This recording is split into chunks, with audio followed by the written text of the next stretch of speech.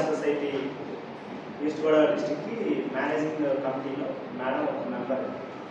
చాలా ఏళ్ళ కాలం నుంచి ఐఆర్సిఎస్లో పనిచేస్తా ఉన్నాను. మేడం కొద్దిసేపు మాట్లాడుతున్నాను. Good morning to all. ఈరోజు మీ అందరితో ఈ సందర్భంగా కలుసుకోవడం చాలా ఆనందంగా ఉంది. నేను గవర్నమెంట్ లెక్చరర్గా పనిచేశాను, రిటైర్ అయ్యాను. రిటైర్ అయ్యి కూడా 15 years అయింది.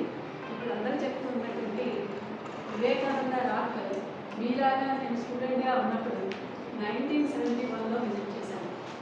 నాకు చాలా ఇప్పటికీ మర్చిపోయాను. 50 years అయిపోయినా, more than 50 years అయిపోయినప్పటికీ కూడా ఆ రాక్లో స్పెండ్ చేసినటువంటి టైము, వివేకానంద స్వామి విగ్రహం, అవన్నీ కూడా కళ్ళకు పెట్టినట్టుగా ఉంటాయి.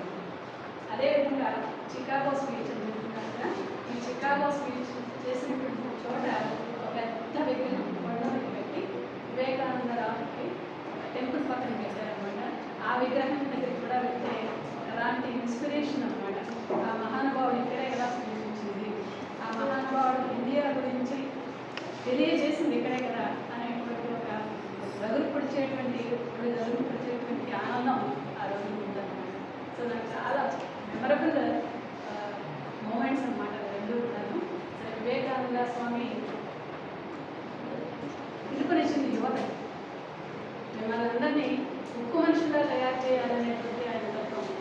కాబట్టి ఈ సందర్భంగా మీకు అందరికీ కూడా జాతీయ యువజన దినోత్సవ శుభాకాంక్షలు తెలుపుతున్నాను. ఇలా యూత్ రెడ్ క్రాస్ అనేటువంటి ఒక వింగ్, ఇండియన్ రెడ్ క్రాస్ సొసైటీలో యూత్ రెడ్ క్రాస్, యూత్ అంటే మీరు, so college students, university students కూడా యూత్ రెడ్ క్రాస్కి వస్తారు. సో ఈరోజు మాస్టర్ ప్రిన్సిపల్ గారు చెక్ను అందజేశారు. అంటే మీ అందరి కంట్రిబ్యూషన్ రెడ్ క్రాస్ అయింది.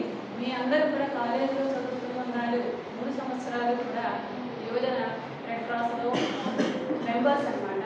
సో మీ అందరికీ ఇండియన్ రెడ్ క్రాస్ సొసైటీ శుభాకాంక్షలు తెలుపుతూ, ఆహ్వానిస్తూ, రెడ్ క్రాస్ అభిప్రాయాలను, సేవా కార్యక్రమాలను పంచుకొని మంచి పౌరులుగా తీర్చిదిద్దాలి. వివేకానంద స్పీచ్, వివేకానంద పిలుపు మేరకు యువత అంతా సమాజానికి ఉపయోగపడేట్టుగా తీర్చిదిద్దబడాలని కోరుకుంటున్నాను. Thanks for watching. For more videos, subscribe Arts College Rajahmundry YouTube channel.